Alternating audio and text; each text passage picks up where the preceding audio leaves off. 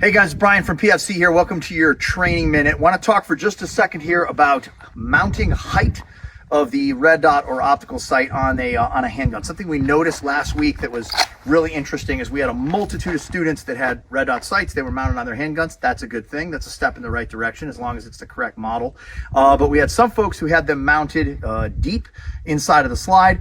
Some folks with things such as a Gen 5 Glock where it's on the adapter plate. Some folks where it's on the top and it's in some sort of a system that works off of the rear sight dovetail iron for no modification.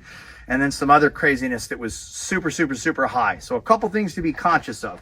One, the higher that sight is above the slide, the longer the adaptation time is going to be for the individual shooter to come up and find that red dot. It's more difficult to tell what the pitch is or the deviation is that's in the slide if that thing is higher up in the air. Secondly, the higher it is up in the air, the greater the difference is between your normal iron sight plane and what you're used to. So if you think about it for a moment, if we could over exaggerate and say that we had an optic that was mounted 3 inches above the slide surface, that would mean that your normal orientation would be up where your irons are, and in order to pick up that dot, it has to be lower. So the sighting plane has to be lowered, but even where your arms are and where it's going to recoil back into your body is going to be an issue.